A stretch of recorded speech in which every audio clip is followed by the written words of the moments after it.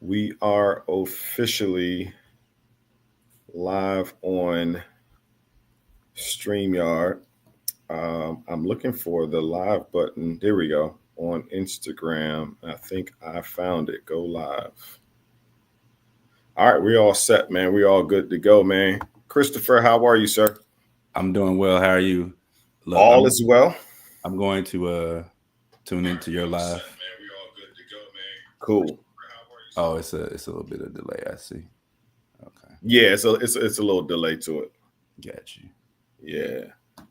I don't see I see your live. I don't necessarily see mine. Yeah, I Um, think it has something to do with the stream key or something like that. okay. So talk to me, man. I'm excited to have you on. You know, this is like I don't want to say impromptu because we planned it a little bit, but you you posted well, I mean, about 2 weeks ago, Yeah. you posted a post on Facebook that intrigued me. You know, I keep my eyes open to poets' posts and their perspectives on poetry and their own journeys. And when you posted that, obviously you got reactions going different ways and comments going different ways. And uh and i i commented and said that would be a great conversation to have. Would you be interested in having this conversation formally? And he was like, man, for sure, let's do it. And so here we are, man. Tell the folks who you are, your background, and then we'll get into the conversation. Yeah, I'm Christopher KP Brown, originally from Pine Bluff, Arkansas. Went to college in Georgia, lived in DC for a year, but I've been in Philly for the last 17 years. I've been doing poetry since I was about 14 years old. 14. What got you into it? Um, oh, my ninth grade English teacher, Lois Collins. She was the one. She asked me to do. I just done an essay contest, won like $50 for the essay contest, Yeah. and so it's 1999, right? It's like 98.99. So $50 went a long way back then. No tariffs, you know what I mean? So and so yeah. So after the winning that $50 in the essay contest, she asked me to join the enter this poetry contest, and I was like, I'm definitely down, and so did that, and yeah, and I just really enjoyed the feeling of writing poetry. So Yeah. that Yeah. feeling of having a poem, I never felt anything like it. So it just kind of kept me going for all these years. For sure. You're in Philly right now? Yeah, I'm in Philly right now. Okay. So I remember when I first came across you, man. Um, it was early stages of me closing in on figuring this whole thing out. And and I saw your presentation, as in your outward presentation on social media, and you were poetry 24/7, right? Yeah, poetry 24/7 at the time. Yeah, you were, and I think I told you this in a comment, that you were a very big um, inspiration of mine. The way that you have created your whole world in relation to poetry. You were obviously performing. You were creating chat books for poets. Tell me about that era of your journey and all of what you were doing during that time. Gotcha. So I leave grad school in 2008, August. I mean, Thanksgiving of 2008. I had started August of 2008, and I left graduate school. And my mom had always said, if you're not going to go to school, you need to have a plan. That was the biggest thing. I didn't even want to go to college. I didn't even want to do undergrad. I wanted to do poetry for a long time. I knew it like 16 years old. Like I wanted to do poetry. I wasn't using the word full time, part time, any of that. It's just like that's all I want to do. You know what I Right, mean? I right, want to do right. nothing else. So whatever that looks like, that's what I'm trying to do. And that's a 16-year-old in Pine Bluff, Arkansas, saying that. And so her thing was like, "What's the plan?" And I just didn't have a plan, and so I had to go to school until I had a plan. So I graduated college, no plan. You know what I mean? Get to grad school, still no plan. And then she got sick and went into a nursing home my first semester in college. My first semester in undergrad. Grad school. 2 weeks into grad school, my mother went into a nursing home, and something just clicked in me. It was like, bro, go write the plan. Just go write it out. You had all these ideas of what you want to do. And I just finished my first tour right before grad school too. So I did Arkansas up to Baltimore, Arkansas to Georgia, Georgia up to Baltimore. And had my last feature of that tour at Eat a Poet MC spot, Art of a Conversation at the Yaba Pot in Baltimore at the time. And anyway, yeah, 2 weeks of grad school or so, and it was like, I don't know. And so anyway, I wrote a 10-page plan of how I would move in poetry community, right? How I would navigate, how I would stay afloat, how I would bring money in. And number one was to do chapbooks, because I'd always printed my own books when I was younger. When I was 15 or 16 years old, my mom and my brother bought me a printer for $500.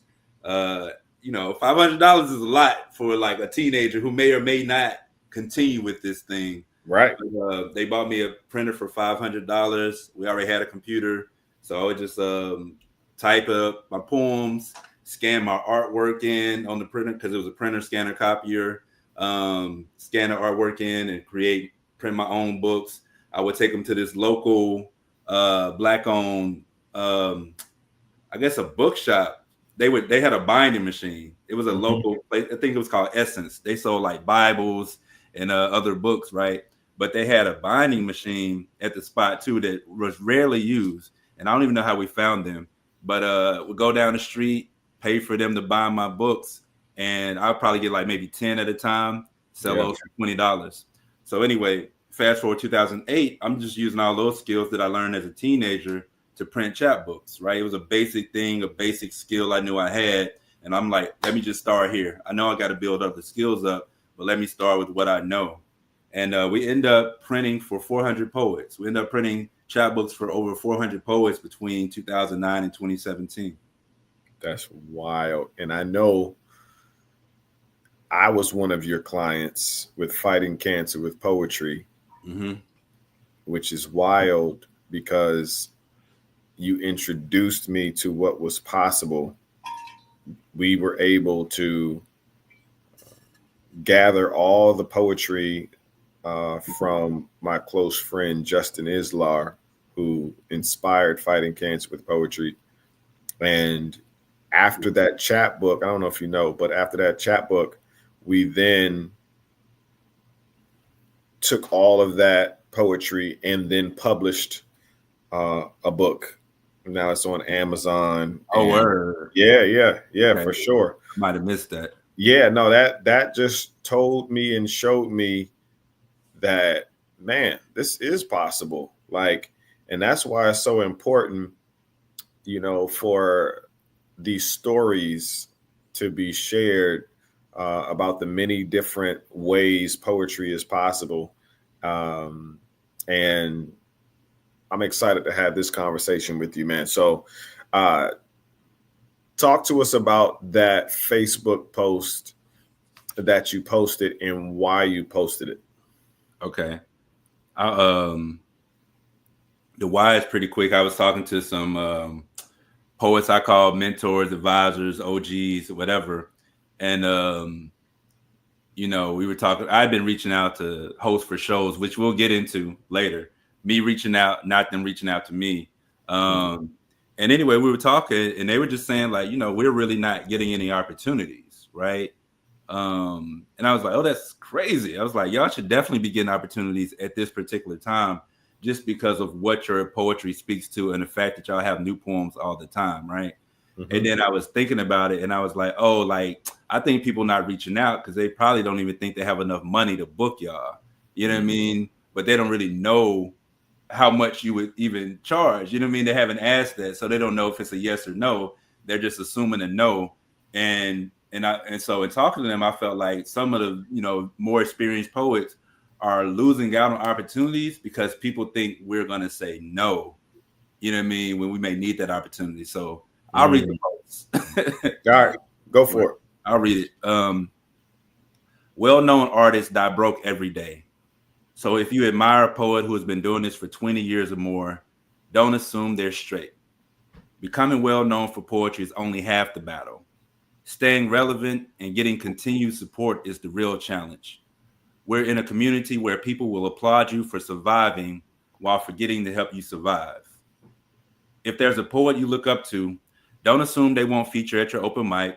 Don't assume they won't host your poetry event. Don't assume they won't sit on your panel if you ask. Don't assume they won't facilitate your poetry workshop. Get a ticket to their upcoming show, order their new book, order their new album. If you're a fan in the past, be a fan in the present. Singers and rappers make hits that go worldwide.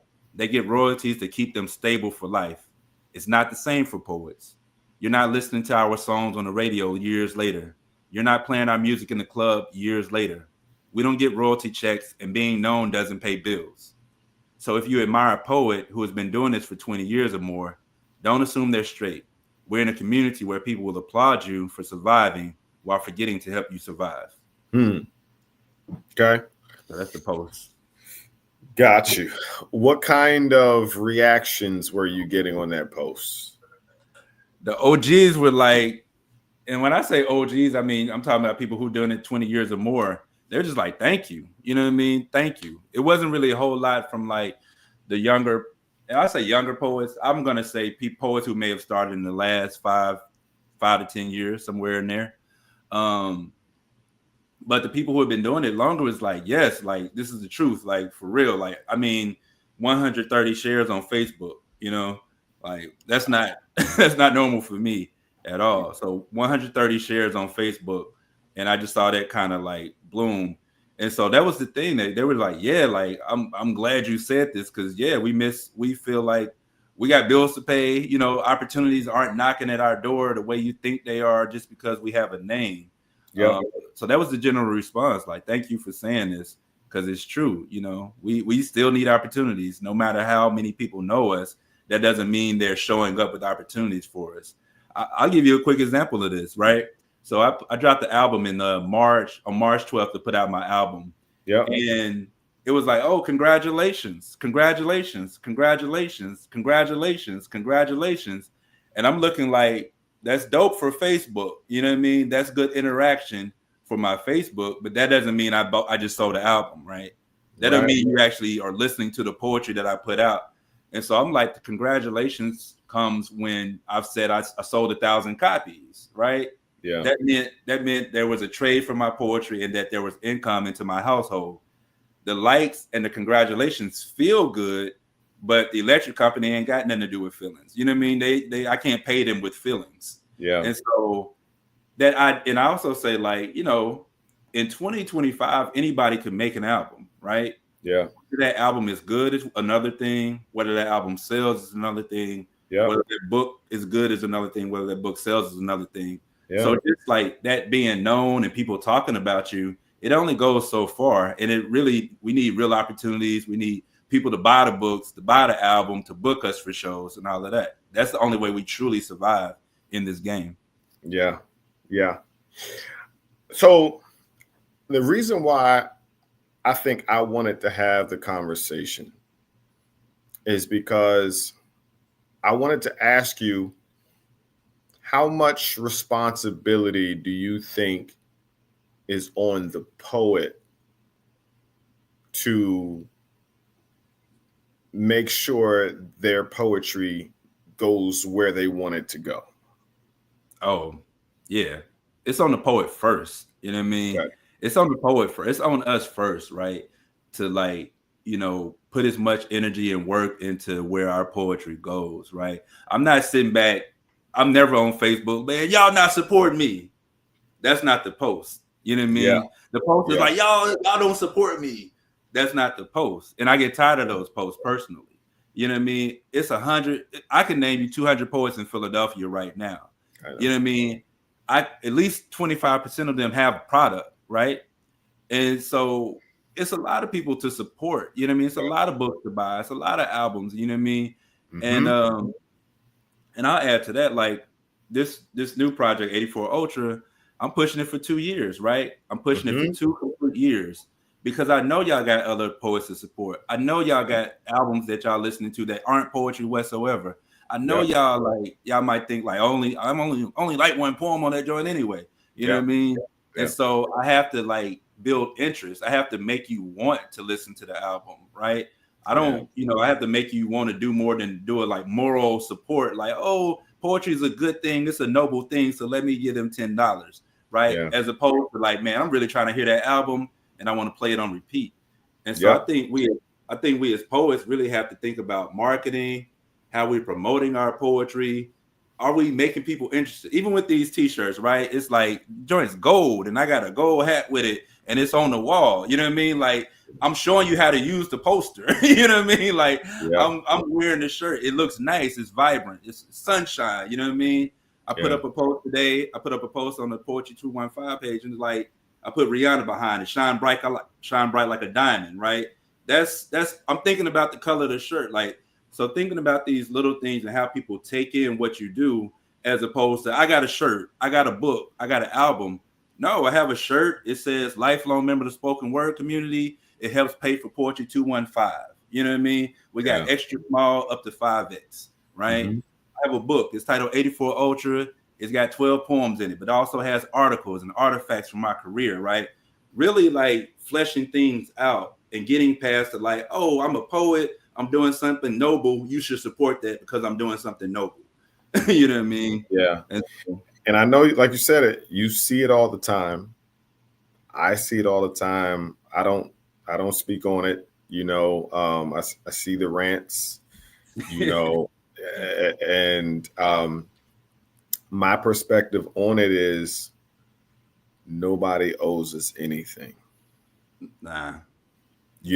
And nobody owes us anything, but also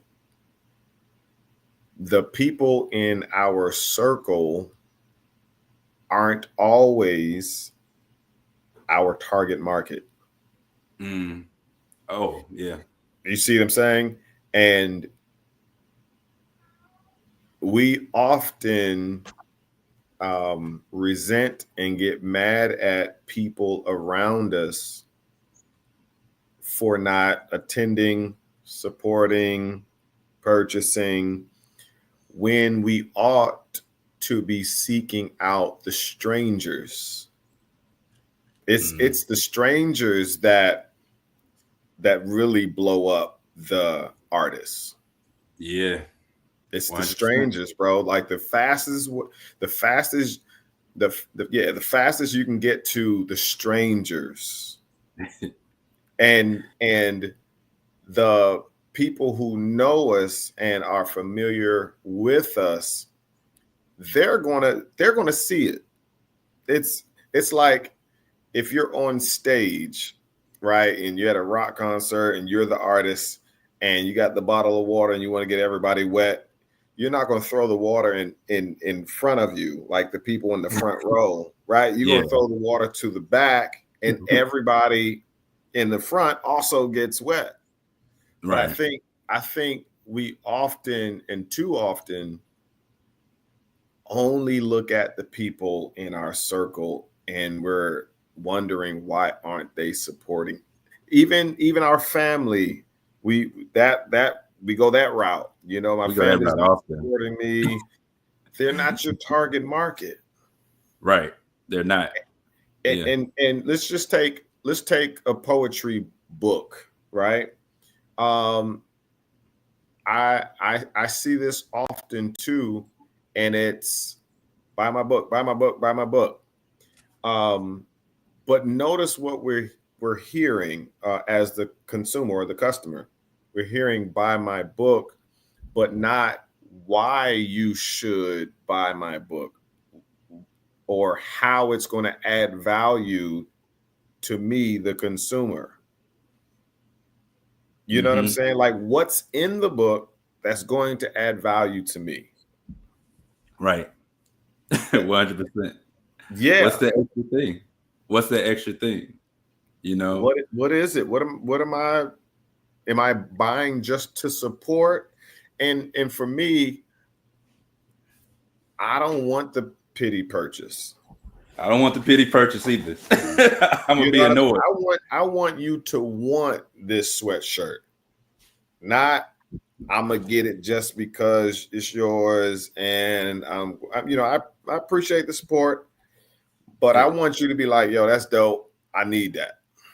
And I say this too: the pity purchase is bad for poetry business long term, right? So Correct. Somebody buys your album, they buy the book on a pity purchase, right? They get it, they disappointed now. They ain't buying poetry no more. It takes them 5 years to buy another book or album because they bought your joint on a pity purchase. You know what I mean? And so I think we have to get out of that. One, we have to get out of doing that with other poets. I don't ask any poet to barter. You know what I mean? I personally find it disrespectful. You know what I mean? If you want my book, if you actually want my book, go ahead and buy it. You know what I mean? Yeah. Or if we got if we both understand that we both really want. It's a poet, and I mentioned it, Mello Jones. I traded with Mello. Mello had gray hair. Yeah, well, some gray. Yeah, out of Philly. Okay. Yeah, dreads. So Mello had a hoodie I wanted, and he had chapbooks. You know what I mean? And at the time, I had chapbooks and I think album and maybe a shirt. You know what I mean? And so we had multiple products. You know what I mean? And we were featuring together this night, so we're making each other money. You know what I mean? As well. And so that was a different situation. But if you come to my feature, don't come with your book trying to get my book. You know what I mean? Like, you don't know how much I spent on mine, and I don't know how much you spent on yours either. You know what I mean? But I'm just saying, like, in general, the whole, like, the pity purchase, the trades, they don't always do well. We really need to know numbers, right? We need to know, like, how many copies of that book can you sell? Can you sell 100? Can you sell 1,000? Can you sell 5,000? It's like, it's what you're talking about. We go beyond the stranger, right? We go beyond our circle. And once it's gone beyond our circle, we start to get real feedback. Here's the other part of that. The pity purchase, 9 times out of 10, they're not gonna tell you, oh, I ain't really like none of the poems. Or I didn't read it at all. I didn't read it all. At all. You know what I mean? Like, I ain't read it at all. It was a pity purchase. I wasn't even interested for real. I just wanted, I see you doing your thing. I want you to keep doing your thing, right? Which is dangerous too, because keep doing your thing sometimes takes away opportunities from people who are really passionate about this and know they want to do this for life. That's a conversation people don't like having, but it's a part of it. Yeah. I contemplate on this often. If we do a comparison of what it takes to get into, like, really into on a high level, what it takes to get into art, different art forms, what it takes to get into rap, what it takes to get into dance, what it takes to get into singing, visual art, so on and so forth, right? A huge commonality amongst the other art forms outside of poetry is, yes, I was born with this gift. However, I still need to take some classes. I still need to hone my craft, not just because this is the bare minimum, going to the open mics and getting better and getting better, and getting better. We know that's what you need to do, right? But if we are saying that we want to do this for real and not just it be a hobby, and I want this to be my income and my profession, why do we feel as though we only need to know how to write and perform poetry and that's it, and we think it's going to just go? Just go, right? We come from a people who really, as Black people in America, we're told that if you want to be successful or reach the American dream, work. We're not taught strategy. We're not told strategy. You know what I mean? we feel like you got to get up every day and go to work to get results. That's what we're told as Black people in America, right? And then you look up and you see like somebody who came up off of YouTube. Well, I'm not saying they didn't do any work. I'm saying maybe they didn't get they up working. They working too, right? You know what I mean? But it's a different, they might have a strategy. They might say, let me learn how to. I have a friend who shout out to Gabe. Gabe loves nature, right? And he was, I know when I met him, he was a rapper, right? And Gabe loves nature. So what he did, he knew how to be in nature and go fishing and go hiking. He learned how to use drones. You know what I mean? He learned how to use cameras and technology and the sticks and all of that. He took that technology into nature with him. And now he has a whole nature channel, has Black people hiking with him. That's what he does now. Yeah. You know what I mean? And so when we talk about poetry, there is a learning aspect of it. Like, great that you can write a great poem, but then, hey, we got Instagram out here. We got social media now. You got to learn how to do that, right? And I've seen poetry careers fall because they didn't want to do what we're doing right now. They didn't want to hop on a podcast. They didn't want to learn how to use StreamYard. You know what I mean? You know, you have to like keep up with these things. There's so much to study outside of being on stage. Yeah. And so, and I'll add this to the business part. I took a course with the Business Urban League of Philadelphia maybe 2 years ago. Yep. It was a 90-day business challenge. And it was the challenge was that in 90 days, we're going to take you through these classes and these courses, and we're going to give you all of the tools to build your own business. We're going to talk about marketing. We're going to talk about, is there a demand for what you want? We're going to talk about, is it unique? We're going to talk about what paperwork is needed. What's the fee for filing your business license, right? How often do you need to renew that? How do you do your taxes? All of that. How do you structure things, right? And that had nothing to do with poetry. They don't know nothing about poetry, right? We didn't talk about metaphors, similes, stage presence, revising. We didn't talk about any of that. We just talked about how to set up a business. You know what I mean? And in setting up business, you have to think about, what are my expenses? What's my overhead? And these are questions most of us as poets cannot answer. You know, like, if you're going to sell t-shirts, how much do you need to order the new set of t-shirts? There you go. You ran out of larges. So do you have enough money to go buy another set? What's the minimum you got to get? Yeah. And you realize, I need to charge $5 more. Yeah. So that I have a profit and enough to re-up. Right. Yeah. And so those are the conversations we aren't having so often. And it's what you're doing. It's platforms like Poetry Business Podcast, right? Yeah. That, you know, people should be following. Get it. You know, I've never seen you do a poem. That's the crazy part, right? I've never seen you do a poem. And and that's what I try to explain, if you will. Because it really has a lot to do. Almost everything. It really has you good? Christoph, I'm talking to Christoph Jenkins with Poetry Business Podcast. So if you're on IG, you can go to Poetry Business Podcast and see the live stream with both of us on the screen. Oh, yeah. There you go. I'm on my live too. So my man, appreciate you. Yeah, it is. There's so many ways and go at it, but my thing is this.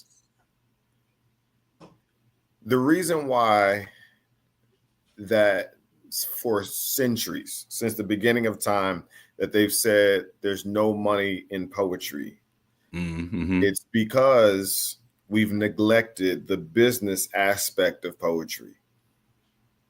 Think about that, right? Like, how are you supposed to, how do you expect to get paid with your poetry without business?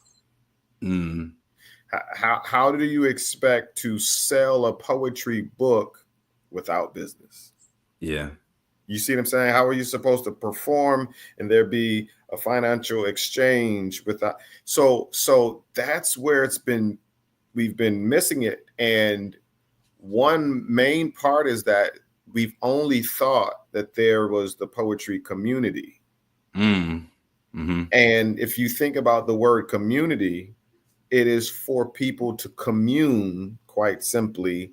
And think about where you live. You live in a community, but how many people in your community work and make money in the community? About one person, the landscaper.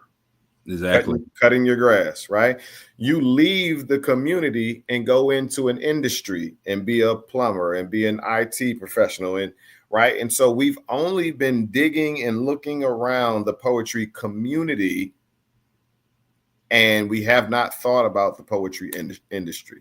Man, you're preaching. So let me yes, I have a 9 to 5, right? I have a 9 to 5 right now, which is how, I'm very transparent about that. So Sure. I have a 9 to 5, right? Yeah. And I did poetry, paid all of my bills, just all poetry for 5 years. Poetry paid all the bills for 5 years, yeah. right? So I didn't have a 9 to 5 at that time. It wasn't easy, and so I don't suggest it to people. You know what I mean? Sure. If I see you got a passion for it and you're already halfway there, I'm gonna tell you, I'm gonna add some tools for you. Yeah. Right. Yeah. But if I don't see that, I'm not even gonna set you up. It's not for everybody. If it's not willing to do this behind the scenes work. Yeah. Nah. It's another battle. If you don't like working for somebody, working for yourself is like 10 times harder. Yeah. You know what I mean? Just know that. Right. So, I leave my 9 to 5 and it's done at 5 o'clock. Right. Mm-hmm. But pushing, I believe in pushing into other spaces. Right. When you talk about leaving the community to go to work, to make money, to find opportunities. So on the new project, there's a poem titled Rest is Reparations. And that poem is really a meditation. Right. Low key, I've been studying Buddhism. Right. And so that poem is a meditation piece. And so what I've been doing, I've been reaching out to yoga instructors like, hey, got this poem that would probably go well with one of your sessions. Like when you're doing yoga, would love for you to just, play this piece. It's a 5-minute piece. It's really written as meditation, right? And I shared it. There was an event, Yoga and Flow, that happened here in Philadelphia recently. And I just sent it to the instructor. And she's like, oh my God. She's like, yeah, I listened to this morning. This helped get me centered this morning, right? Mm-hmm. And so that's a way to reach out to people who aren't just doing poetry, right? Who aren't doing poetry as their primary thing. Also on the album, there's a joint called Sugar Free. It was originally called Whole Foods, but it's about healthy eating in the black community, right? Yep. And so I just got booked for Veg Fest in Philadelphia, right? This is a celebration of the vegan lifestyle, vegetarian lifestyle, right? So I just got booked for that here in Philly on June 14th. Mm-hmm. And so it's finding you don't want to sound like every other poet at the open mic. You actually want to sound unique so that you can find a path for your poetry specifically to get outside of the community so you can reach the strangers. Yeah. Everybody might not like poetry, but then if you're eating healthy, you might hear this poem about eating healthy and you might enjoy that. Or if you do yoga, you may not necessarily like poetry, but if this is a poem meant for somebody who likes to do yoga, all right, that's your end. Yeah. You know why people don't like poetry? It's because of their lived experiences. Think about that. Like the most they know about poetry is what they learned in high school. Right. And what did they learn in high school? They learned how to analyze dead poets' poems. Yep, 100%. People that don't look like them been there for years. So why would they like poetry? Yeah. You see what I'm saying? And that's why I spoke about earlier, our responsibility is to share and show how dope poetry is. Mm-hmm. You know what I mean? Yeah. And not get mad at the people for think about rap. Before there was rap, it was poetry. Poetry was it. Mm-hmm. Right? And rappers or the rap industry was the rap community before it was the rap industry. Mm-hmm. Where it was just like we're doing, expressing ourselves, and there was no money in rap. But the forefathers of rap, or whoever they were, Russell Simmons or whoever you want to name, somebody had the visionary thought to say, oh, rap is a creative, attractive way to present a message. Poetry is a creative, attractive way to present a message. And the question is, who needs that? Yeah. Everybody. Mm-hmm. Every company, every organization has a message, has a mission, has a vision. And most times it's boring. It's dry. And they need someone who has the skill set and the ability to translate their dry, boring message into something that is more creative and attractive. Mm-hmm. And so, like you just said, I reached out to. That's also what's missing. We're busy posting our poems on Instagram and TikTok, hoping, praying, and waiting for somebody to shoot us a DM. Right. And then when they don't, oh man, this stuff don't work, man. This ain't working. No, in business owners go get the work. Yeah. They don't wait till the customer comes into the shop and say, I want something. Like, they put ads out. They go get the work. And so it's our responsibility to know the worth of our art, and not so much so to where, all right, I know the worth of it, I'm gonna wait till they come and see me. No, It is, hey, knock on the door. You all have a message and a mission that you all are putting out there. I love what you're doing, but I think that I can help you expand your reach through poetry. And when you say that to a business owner, they're like, that makes a lot of sense. Right. But if you just say, hey, I'm a poet, I got a poem, they were like, okay, great, nice. Man, can I add to that? Yeah, go. And when you're talking about the business, so even going back to where a lot of us are putting our poems on Instagram, YouTube, hoping, waiting, praying for somebody to DM us. Even a lot of those poems sound similar. We're not always distinguishing ourselves. So I really don't, in the climate that we're in, I don't really see a lot of political pieces. I don't see a lot of Donald Trump poems. You know what I mean? Maybe one in the last year, but that's what the people are talking about. That's what I'm saying. Why aren't we poetically in the conversations? Yeah. It's so much material to write from. Why are we choosing these 2 or 3 topics? Why are we choosing? You want people to see you. Health? All right, cool. I'm not saying don't write and rhyme about your feelings. I'm saying you are a human just like everybody else, and you're being affected just like everybody else, right? So you have a superpower that everybody else doesn't have. Yeah. And you're not using it to impact the people. Okay. Hobby, it goes from hobby to a hustle. It goes from hustle to a business. It goes business to institution, right? And you don't have to be an institution. You don't have to be a business. It don't have to be a hustle for you. It can stay a hobby.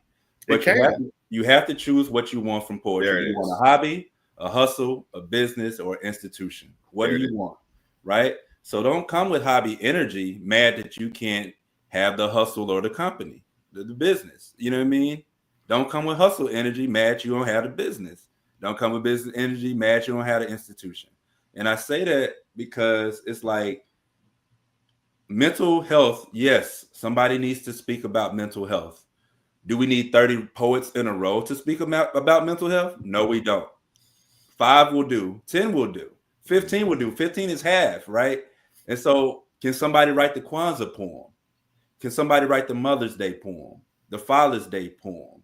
The Christmas joint that ain't got to be about Christianity or Santa Claus, but about family coming together.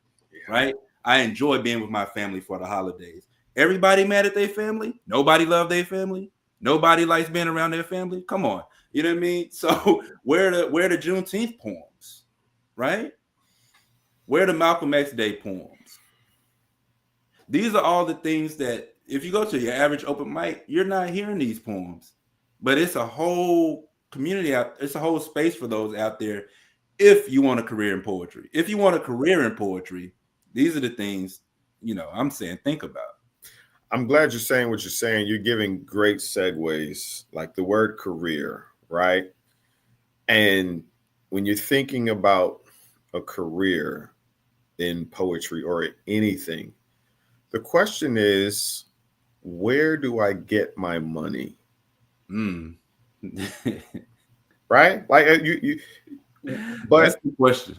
Without thinking about business, you're not asking that question. Yeah. Right? So who's my target market? That's who has my money. You see? So who has money? Who has a budget to pay me? So for instance, right now, one of my clients is an organization who advocates for tobacco control, fighting against big tobacco, and right, and they're trying to get their message out there, and that's not a sexy topic. Right. You know what I'm saying?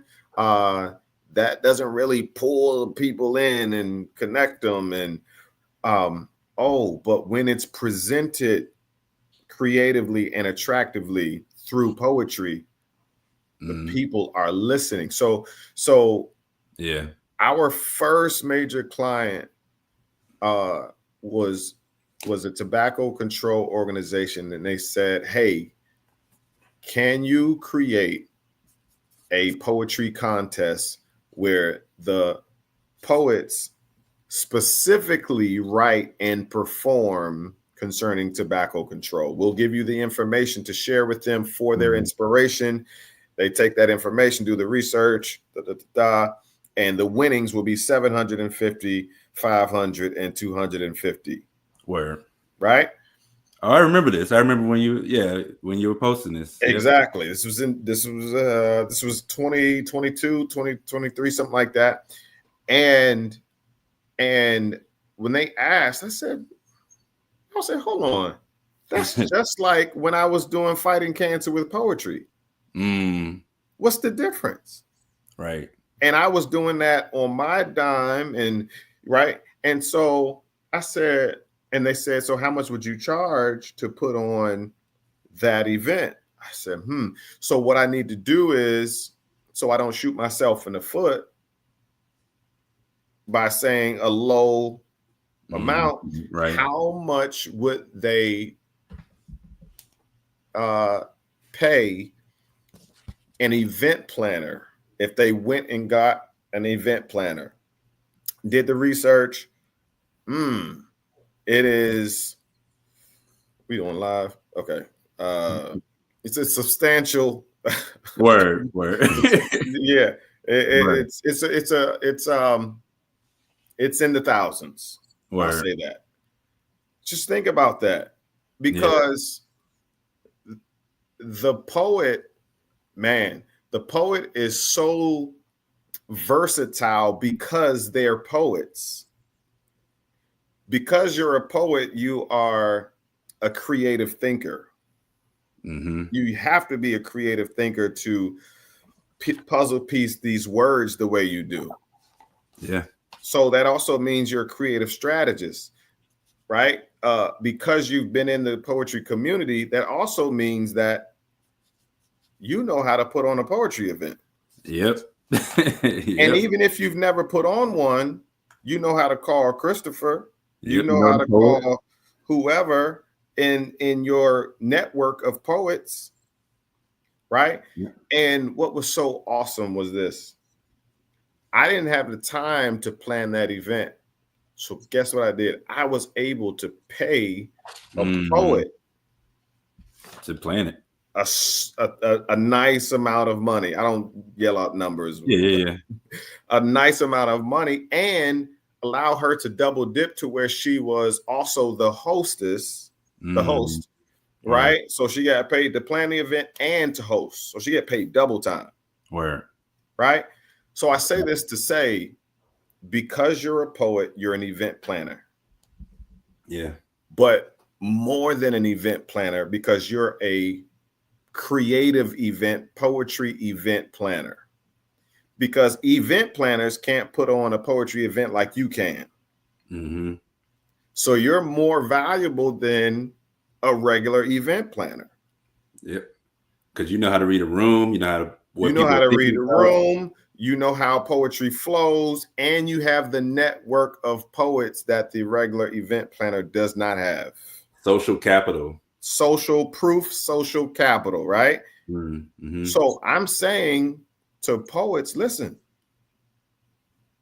whatever you know how to do in the poetry community, you can do it for organizations and they'll pay you thousands of dollars. Right. And what does that say? That says you only need 2 clients a month. Go Think get about that. We're talking about a poetry career. So if we're talking about a poetry career, the question is, how much does it cost to be me? How much does it cost for me to live? How much does it cost to be me? I like that. Right? Like, how much are my bills? All right, let's just say my bills are $6,000. I got 3 kids and blah, blah, blah. All right, $6,000. That means what services as a poet? Because here's the dilemma. For the longest, we've only thought poetry to be writing and performing. Yeah. Writing. Oh, that's a small aspect of poetry. That's the smallest of. We say industry. You know what I mean? There you go. Yeah. Like, man, you say it. I gotta. Let's go. Confidence. One is confidence. So a lot of us as poets, it's not. It's knowledge. No. Go ahead. I'm gonna cut you off. Go ahead. What I'm saying is, like, what you just said is knowledge, right? But a lot of us allow our lack of confidence and our insecurities to get in the way of typing up that email, right? It's just sometimes so many times I'll ask a poet, give me 3 paragraphs on that. That's a great idea. Can you go type that up for me real quick so I can share that with the other people who would need to come on board with this idea? And 9 times out of 10, I don't get anything. You know what I mean? And so to me, it's like having the belief, faith, and confidence that your idea is a good idea and that we should move forward. And if we should move forward with it, you should be able to write that down. You write down your poems, you know what I mean? They're important to you. So let's write this business idea. Let's write this proposal. One of my closest poetry friends, he was just like, hey, man, write a proposal to this theater. Write a proposal to this theater over here. And I was like, oh, and by the time we were off that phone conversation, it was 4 theaters in mind that, all right, I'm going to email all of those with the proposal of what we just talked about on the phone. Yes. You know, we ran it all the way through. And so it's knowledge, it's information that's, you know, that will get you into these places, because we as poets, you have the information, but you have to know, you have to think highly of yourself. There's a way to think highly of yourself with not being egotistical, right? We're so concerned about the ego in poetry sometimes that we're too humble, we're too modest, and we don't want to talk about what we bring to the table. When I say I printed chapbooks for 400 poets, I printed chapbooks for 400 poets. You feel what you want to feel, but that's a fact. You know what I mean? And nobody's on YouTube talk. Nobody, Roland Martin's not interviewing me, so I have to say that out loud. You know what I mean? 2 people. This is what I've done. I ran poetry247.com. We covered events from New York down to Georgia. That's what we did. We did that for 5 years, right? Poets have to be able to say what they do, right? Create resumes. I already know you do this type of thing. Create resumes of what you've done in the past. Not just like, oh, I'm going to open mics all the time, but think about those highlights in your career. Document those things. Put those things in writing so that when you do present yourself to somebody, they can know what you do. You know what I mean? Yeah. Write it down. Eat a poet MC saying, write it down. Write it down. Write it down. Write down those ideas. Write down what you've done. We come from the beauty of spoken word is that it comes out of an oral tradition.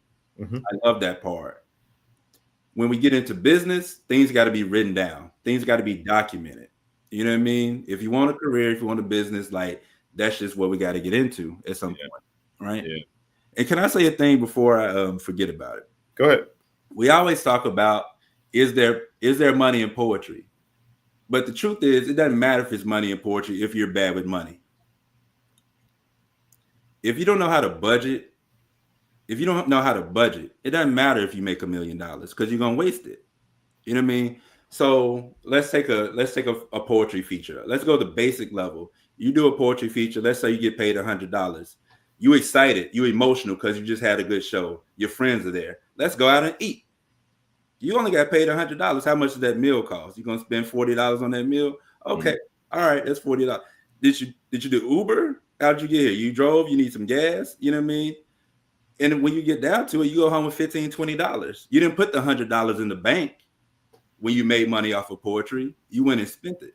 So we have to start with what are our spending habits? You know what I mean? Yeah. If we're emotional, we know we're emotional people. We write poetry. And I don't say emotional in a negative way. We know that we have feelings. We know that we allow ourselves to have feelings, right? Yeah. But money knows no feelings. Numbers know no feelings, right? And so are we saving the money that we are making? Are we saying like, hey, I want to save 50% of this? And this is the last thing I'll say right now. When we started Poetry 24/7, when we were doing chapbooks, those first 2 years when we still had jobs, we kept all of the poetry money. All of that went to the bank. We didn't spend a dime. That's how when I got fired from Costco, I had money to go do poetry full time. I set myself up for that. So I think as poets, though we're all about words, we got to be numbers people. Yeah. You know what I mean? We have to think about numbers, and are we keeping a budget? Are we improving on our spending habits? Because it don't matter how much you make if you're not good at keeping it. Yeah. You said a key word, and that's where I wanted to jump in. You said confidence. Okay. Right. And the reason why I said knowledge is because you got to ask yourself where confidence comes from. How does somebody become more confident? And I can't remember where I read it, and it blew my mind that you can't grow confident. You can't just become confident. Confidence comes from competence. That's real. Think about it. When you know more, you are more confident in the thing that you know. You see what I'm saying? Yeah. And when we first started writing poetry, we weren't too confident in our poetry, but because we kept working at it and practicing and getting better at it, we became more confident because we were more knowledgeable through trial and error and through practice, right? And so that's why it's so important that the poet learn business. And I know I hate business. I don't want to do business. That's why I get a manager and blah, blah, blah, blah. And that's why managers take your money. That's why managers take your money. And we've been seeing that story for 100 years. For 100 years. And that's where the money is. Yeah. The money is in business because watch this. Okay. I don't want to do business. All right. I just want to write books. All right. So, people don't have products, and a book is a product. Yeah. Right? A book is a product, and you saying that you don't want to do business, but you're doing business without one. There it is. We've been trying to do business without one. You go perform, they pay you money. That's business. Yeah. And that's partly why a lot of relationships are torn because of bad business, because they don't think that business needs to be a part of poetry. Mm-hmm. And if that's your belief, beautiful. Just do poetry to express yourself, and more power to you. But at the same time, you can't complain that nobody's paying you. Don't complain. Pay that $25 to get into the event that where you're the entertainment and the person paying. All right, have fun. You can't do both. Yeah. You can't complain and then say, this is what I do with my post. So what's the question? The question is, what do I really want? Yeah. Right. And so when I get in debates, and I try not to, but it happens all the time, especially on threads, when I'm encouraging poets that they're powerful and valuable, and I add the business aspect in there, and then I get comments in response like, poetry, capitalism shouldn't be blah blah, and then I asked them, do you have a poetry book? Yeah, I have a poetry book. Yeah, it's not then free. We go there, and they're like, oh. Then I asked them, in a perfect world, if money wasn't a thing, would you live your life writing poetry? Of course I would. How is that possible without business? Yeah. Okay. So it gets into, and this may sound like a tangent, but I promise it's not. Let's go. We have to understand how long Black people have been doing business, right? And I tend to and I'm not limiting the conversation to Black people, but when I look around in my circle, that's who I see, right? And so I want to say I want to say her name was Lena Walker. She was a banker down in North Carolina, and maybe afterwards Richmond, Virginia. I know she gets to Richmond, and that's where she still has a museum, right? If we think about how many people came out of slavery with skills, blacksmiths, right? These type of skills, and started businesses, right?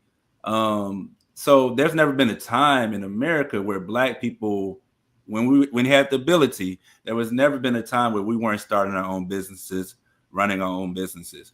We talk about Black Wall Street in Oklahoma, but you had that in all kind of cities throughout the South and the North. You know what I mean? Mm-hmm. And so it's not foreign for us to go do business, right? We ain't the first generation to say, I want an LLC, right, that I want to think about my expenses and my costs.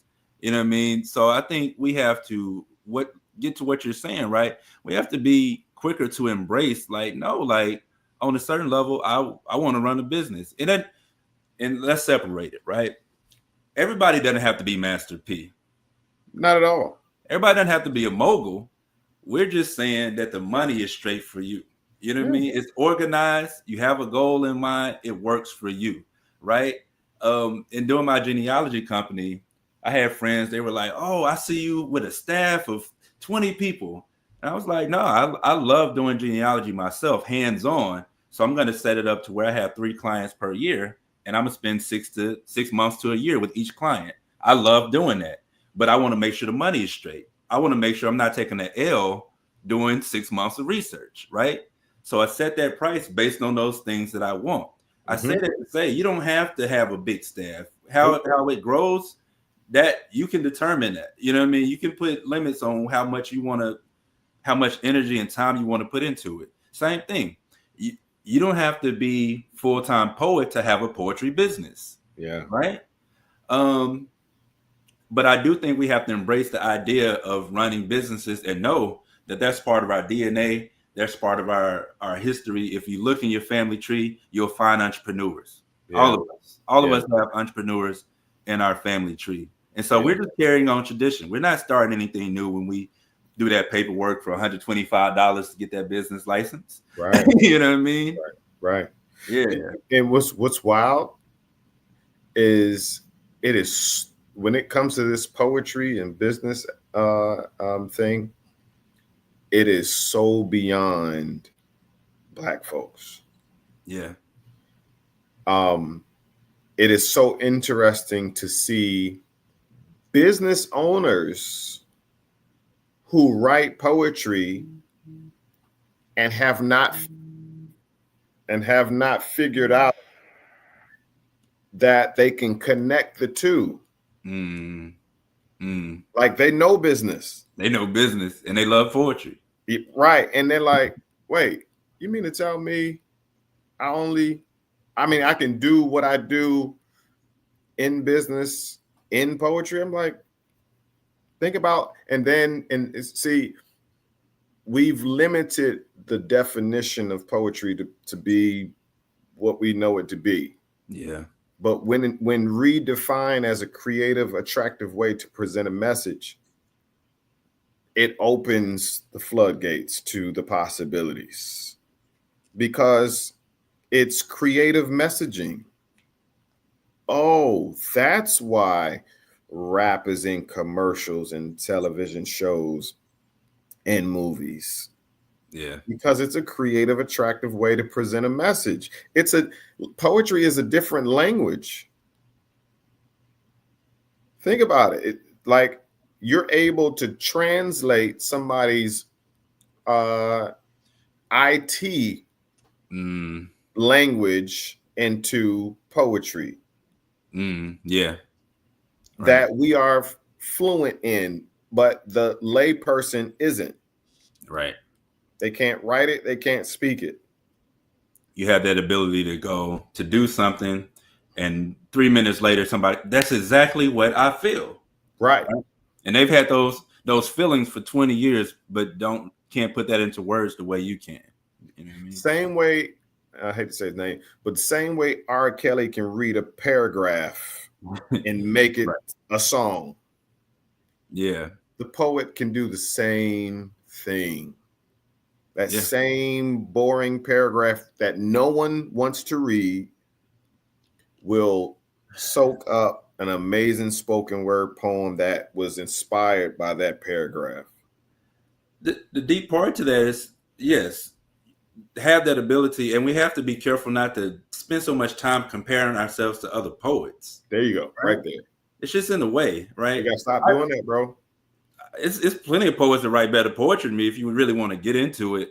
But like when we put the poetry with the business and the branding and the marketing, it goes into a different space. Like it's not even about that anymore. It's not. It's not. It's not. And I love it. I'll go to a slam to entertain myself. But when I see poets get beside themselves because they lost or they didn't win the slam, I'm like, who cares? Like, I mean, if it was a financial prize, cool. But a room full of people just listen to your poetry who probably wouldn't have otherwise, right? That's the goal, is to have the poems heard, right? But is that the goal for the poet? And that's the question. Again, everybody has different goals. Well, and here's the thing. Yeah. If they don't know if they're not knowledgeable about the other functionalities of poetry, then popularity is all they know. Right. 100%. And that's probably why, we're posting so much on Instagram and social media. And I'm not knocking it, but like you said, don't complain if you're doing that same thing, though. I'm saying if you don't know that you don't need 1 million followers. Yeah. Yeah. These companies and organizations don't care how many followers you have. They want to know, can you get the job done? Can you get the job done? Because you have people with millions of followers who don't have professional help. They can't sell a t-shirt. Can't sell a t-shirt. Never made a t-shirt. Don't have professional photos. Don't have a bio ready to go. No electronic press kit. No footage that they can send. It's right. Like, these things that people need, and just may not be good with answering the email. Sometimes it's as simple as you didn't answer that email in time. And that's why, for me, I'm not interested in going viral until I have something to offer. Why? What is going viral? Going viral means that you have more attention than you had before. Yeah. All right, you got the attention. You're viral. Now what happens? Yeah. Then you wait more in the DM and hope people DM you. Right. Or go viral for the thing that you have to offer. Or when you go viral, now that you have the eyes on you, you're able to offer. But everybody's going viral. Oh, I need to hurry and create a t-shirt so I can make some money off of this virality. Like, no. Right. Like, you're viral, more eyes on you, and they're wondering what you have to offer. And if you went viral for that dance, they're like, dance, keep dancing, monkey. Keep dancing. Exactly. That's why we're here. We're here for your dance. Yeah. We've seen plenty of poets go viral and people like that poem, but don't look for more poems from you. They might just go to the next thing. And so how I see Instagram and social media, I see it as a online portfolio. Think it's an online. It for me, it should be an online portfolio of your work for serious artists. I should be able to go to and I'm speaking from someone who books poets, right? I should be able to go to your Instagram and see that you're a poet. I should be able to see that you're performing if that's the direction that you want to go in, right? Yeah. I shouldn't just see everything. You at the club, let that be your personal page. Yeah. But again, without the business mind, you're not thinking like that. All right. So let me say this. I wiped everything off my Instagram page, right? When it was time to put out the album, changed my Instagram handle to the album title.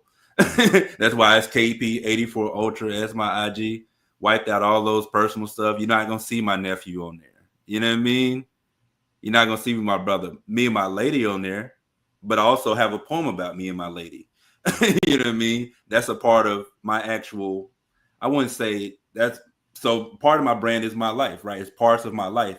And that's a part of my life at 40 that I want to be a part of my brand, that I'm engaged. I have a fiance. I'm thinking about my relationship. I'm thinking about money coming in for the family, right? I'm thinking about the family structure, right? Everything else is off my page. Everything else. If it ain't that, it's poetry. Like, that's what it is. That's all I really want you to see anyway. That's the only reason I'm on social media, right? I don't need the attention. I don't need the likes. You know what I mean? I want opportunities. I want people to listen to my poetry. I want people to purchase the poetry, come out to shows, buy product, these things, right? Yeah. That's what I want. So my Instagram should say that, like, just like you're saying. Yeah. It's like first grade. It's show and tell. Yeah. Not tell and show. Not tell and show. Show your work. That's what people in organizations and people that have the budget to book you, because let's get straight to the point. You want to get paid for your art. Okay, who has the budget? Yeah. That's who you should be targeting. Yeah. Right? So all right. Here's a logical, practical way. Let's start with what you currently have. You have pre-written poems. You got to memorize. They're in your mental archive, right? You got a bunch of poems. All right. Which one of your poems do you think is more impactful? Which one riles them up, makes them cry, all that good stuff? Which one is it? What's it about? I'm talking for you. Oh, I'll throw out right now. There's a joint called The Process. I'll say This Ain't That, because just the experience I had last night. We'll go This Ain't That. What's that? What's it about? I love Nikki Giovanni, but this ain't that. It's about poetry in 2025. That it don't sound like Love Jones. It don't sound like Langston Hughes. It don't sound like Nikki Giovanni. These are specific lines that I'm saying. I say that in the poem. I love Nikki Giovanni, but this ain't that. Piece of Maya Angelou, but this ain't that. You read Langston Hughes, but this ain't that. You watch Love Jones, but this ain't that. This ain't that. Nah, this ain't that. Like that's the then it goes into what I've done in my career. You know what I mean? So how does that translate to the listener receiving value? Right. So the listener goes, one, that poem makes me bob my head. I like dancing to it. You know what I mean? I ain't never danced to a poem before. Yeah. And it's closer to hip hop. But you're talking about poetry the entire time. Every line is about poetry. You know what I mean? So they enjoy it. A lady told me, like, I'm gonna go find it on Spotify. I'm gonna go find that. Where can I find it? I just want to listen to it and enjoy it. Here's how that resonates with me. Mm-hmm. Right? The onlooker, the listener. Yeah. That resonates with me. Whatever I'm good at is what you're talking about. You're talking about poetry. But I can resonate with what you're saying because I can plug in what I'm good at and replace it with poetry. Word. Yeah. So whatever I'm good at, this ain't that. This ain't that. This ain't. You see what I'm saying? Yeah. So I do it a certain way. I do my thing a certain way. You know what I mean? I do my thing a certain way. So it doesn't matter if they're a barber. It doesn't matter if they're a doctor. I do my thing a certain way. I don't look to the left. I don't look to the right. I look straight ahead. Y'all can be doing, because the only thing that's to the left and the right is comparison. Yep. 100%. You see what I'm saying?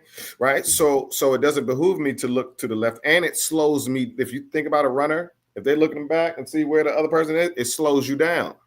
Yeah.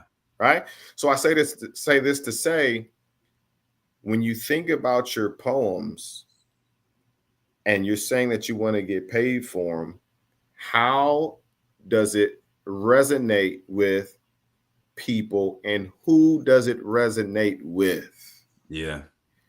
Okay. Yeah. Then I think that resonates with a group of students, a group of people who are specifically talented in a certain thing. Right. And an organization that advocates for that group of people, bro, the organization will have you come out, not only perform, and that's what I mean about the performative aspect is really a small aspect when it comes to poetry, because the education, the tool of poetry used in education is even more impactful. Yeah. You teach those kids whatever you're good at. Don't worry about what Sally and Johnny is doing to the left and the right. This ain't that. Right. Even in sports, right? I even see it like, oh, if I got a sports team, I need to get them amped up. Yo, they doing that over there. This ain't that. They not practicing. This ain't that. They not shooting them threes. This ain't that. They not working out. This ain't that. We doing it different over here. You know what I mean? And when you preface that piece like that, it means so much more to the people who don't like poetry. Word. You see what I'm saying? Word. That's how you can take your poetry, pick it up, and take it anywhere, and in any room. Yeah, nah, that's real. But in talking to you, there's a key thing. It's important to talk to people who aren't doing that same thing, who aren't on the stage all the time. Who talking to you sometimes reminds me of talking to my brother. My brother doesn't do poetry. It's just like, what's the entry point? The business of poetry, I get so many ideas from people who are not poets. You know what I mean? People who are not trying to get on that stage every night and do it that way, to do it. You know what I mean? So something I talk to poets about is like, go talk to non-poets. Don't talk to me all the time, because I'm a poet too, right? Go talk to non-poets and see how you relate to them. And so as you're saying this, you're talking about schools, you're talking about different elements like we just said, people who may not necessarily like poetry. How can we appeal to them? Not that we need to go write a whole new poem, but we need to think about how our current poems appeal to people. There you go. Doing this. Yeah. There you go. You got some poems in the bag that you haven't pulled out in years. Mm-hmm. That's why one of the steps that I teach is back to what you were saying. Write it down. Write down and create an inventory of all your poems. Yeah. Because your poems become your products. Yeah. Right? Write down an inventory of all your poems. Then categorize them. Yep. Based on subject matter. And some poems will be in multiple categories. Right. Right? This poem. A lot of poems got like three different. Most poems have three themes off top. Exactly. They work in multiple categories. Yeah. Like I just shared, that one really ain't about poetry. Right. It's about your thing. If you're not reading these comments in on Instagram, somebody said, I do my thing a certain way. You're basically ... Your gift will make room for you and bring you before great men and women. See, your poem meant something different to somebody else. Right. Word. Word. So that's how you can make money with your poetry to even people who don't like poetry. They don't know what they don't like. Yeah. They've only known it for what they've experienced in high school. Yeah. Or that one poet that they didn't like. Right. Don't know what they don't like. Don't know exactly what they want to hear until they hear it. Bro, I've heard people of all walks of life to say, I've never heard poetry like that before. Because, again, a lot of people don't even know of spoken word. That's real. That's real. What is that? And what's also wild on the other side of the coin is spoken word and slam poetry is worldwide. I'm talking about different languages. India, Japan. Bro, I couldn't believe it. I was just in Belgium earlier this year, representing the United States to help the World Poetry Slam organization structure their foundation of judging and I was the only one there that only spoke English. Wow. Bro, they were performing in French, Spanish, languages I ain't never heard of, African languages, and they take slam serious, bro. I can believe it. Yeah, it was like the Olympics of, and so I need poets to know their power, bro. Yeah.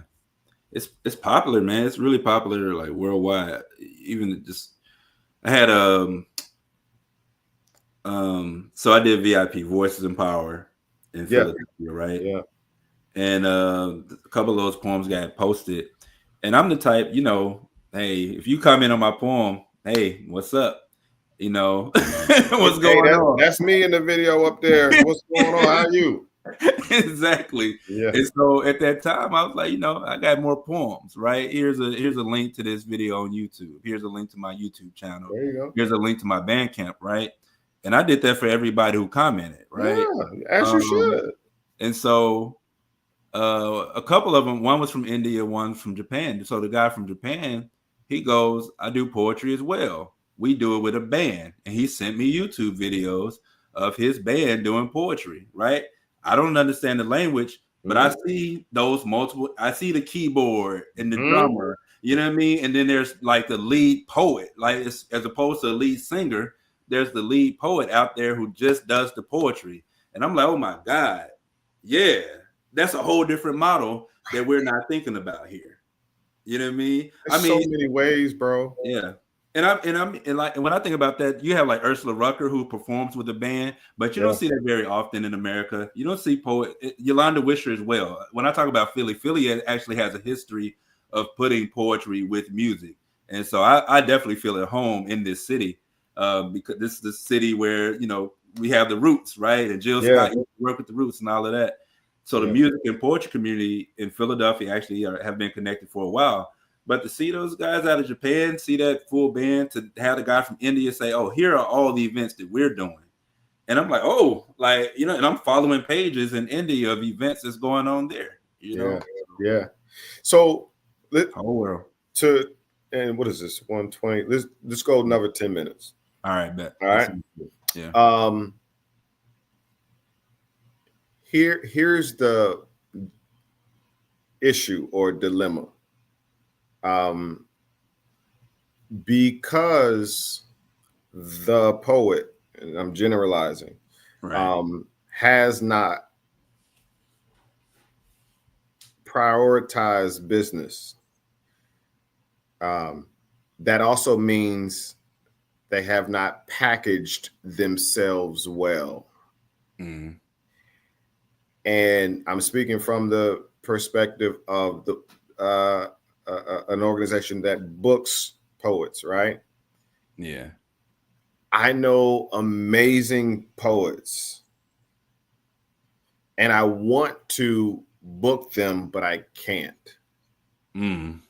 because they're not packaged well. Oof, wow.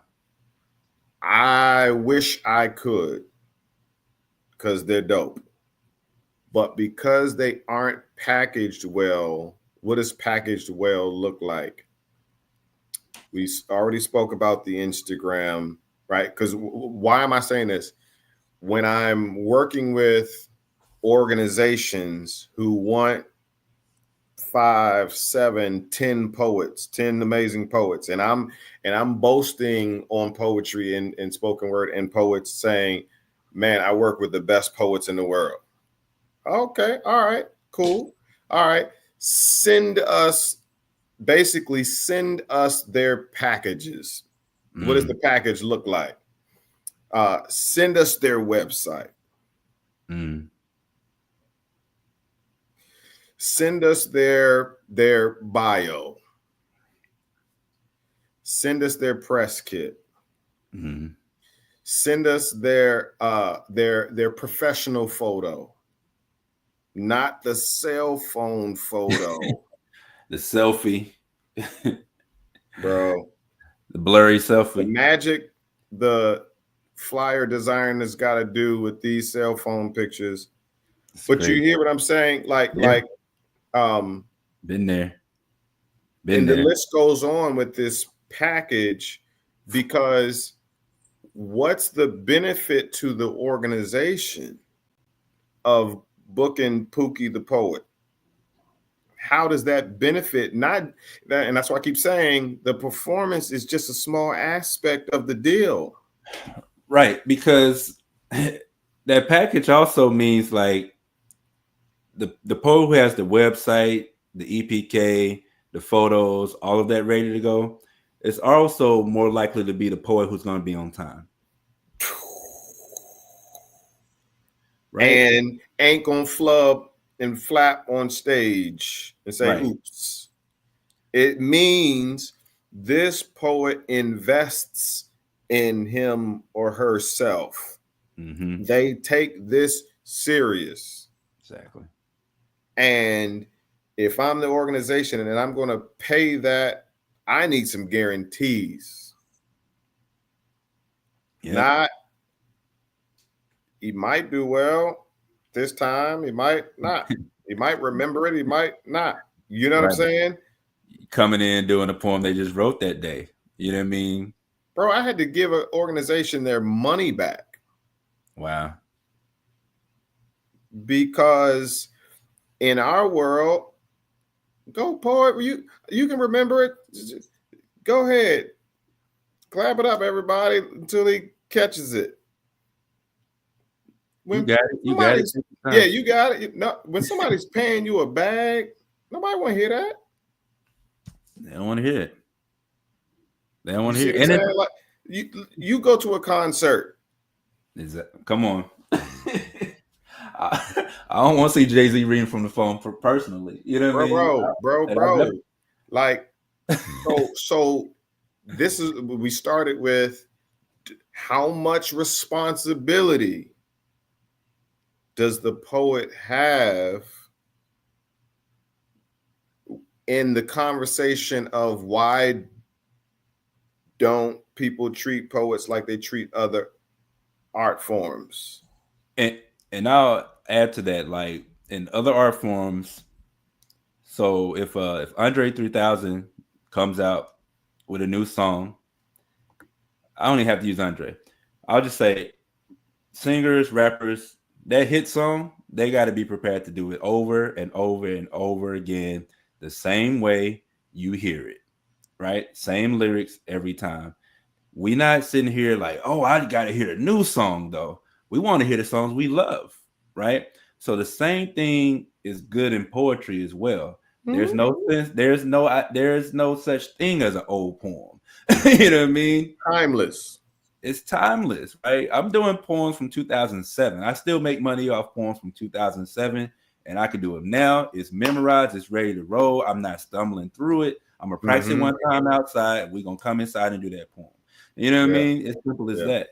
And so I think we have to get out of that mindset of, oh, got to have something new. Got to keep proving myself. Like, no, like we actually need you to be more professional, have something that's ready to roll. You're comfortable with it. You can do it, and everybody can enjoy that experience. Yeah, man. These conversations are important, bro. Yeah. Because I brought up earlier, in any other art form, if you say you want to be serious at it, the singer has to take singing classes. Mm-hmm. Even though they can sing well, they still take vocal classes. The pianist still takes, even though they taught themselves, they're great at it, they still take classes. The rapper knows he got to have a bag for studio time to make his art seem professional. The dancer know they got to take a dance class, get in a dance troupe. The painter know. Yeah. Where's our classes? And not just the writing workshop. And not just the writing workshop, because it's more than that. We know you're good at it. We know you're getting better at it. The press kit workshop, the branding marketing workshop, the how to get features workshop, the how to go beyond features workshop. All of these, you know what I mean? We probably name 10 workshops off top. And then, are they going to be free? Right. Oh, that's a whole different 2 minutes on that. 2 minutes on that, we'll close out. All right. Nah, like it shouldn't be free, right? Any other field, people go to college for 4 years. They spend all this money to become a career. You know what I mean? So all this giving away stuff for free, and like, nah, good. And then wondering why. Still the you same want position. The knowledge for free, but you don't want to perform for free. Right. You'll never get paid more than you're willing to invest in yourself. That's real talk. Think about that. You want to get paid $1,000? What have you paid $1,000 for on your poetry? Yeah. Hey, I mean, everything you're looking at, like, because even telling poets is t-shirts, and I've been getting a lot of good feedback on my book, right? And I say I had to pay for that book. Not only did I format the book, you had to pay for that. I was like, poems are one part. Poems are maybe like 25% of what happened there, right? It's poems, it's formatting, right? Getting all the structure together, all the extras in the book, and then it's shipping it off or sending it off to the printer, paying that, and knowing I'm gonna have to pay for it again, being ready to pay for the next set. You know what I mean? It's a constant. If I'm selling books and albums, I'm buying books and albums first. Straight up, bro. Yeah. You'll never get paid more than you're willing to invest in yourself. Yep. So this was a dope conversation, man. I knew we had to have it. When I saw that post, I said, I hope he, says yes to it, and here we are, man. This is so necessary. I will provide the YouTube link and all that good stuff. So this continues to live on, and others can take this master class of a conversation and expand their thinking. And the biggest thing about poetry in business is it only benefits you. It doesn't take away from you. It benefits you to formalize and establish yourself. Taxes alone, but we'll yeah, man. Chris, if you could leave the people with something, man, what would you leave them? Oh, always be a student. Always be a student of the game. And not, like I said, it's not just going to open mics. Go take that poetry class where you read about the dead poets. You got to do that too. You know what I mean? Mm-hmm. Like it's going to enhance. You know what I mean? Don't limit yourself in what you learn. Take the business class, take the marketing class, take the poetry class. All of it fits in, right? Take that social media class, how to best use Instagram, YouTube, Facebook, right? Do those things. Because sometimes we feel like, oh, if I just do it more, I'll learn it. But no, like go take that class. You know what I mean? Save yourself some time. Invest in yourself. So that's it. He said it, man. Y'all heard it. He said it. Y'all heard it. If you look down at the bottom, we teach all of this. This is lived experiences, and there is a community of over 600 poets actively learning how to create an income and a career with their poetry. The community is free. It's poetrybusinessnetwork.com, and you can go as far as you like and know as much as you like because the information is there. All right. We appreciate you, Chris, and I appreciate you, bro. And we'll do this again. I appreciate the work you're doing in general. My man. Being consistent. Thank you. Appreciate you. Stay on for a second. All right. Will do.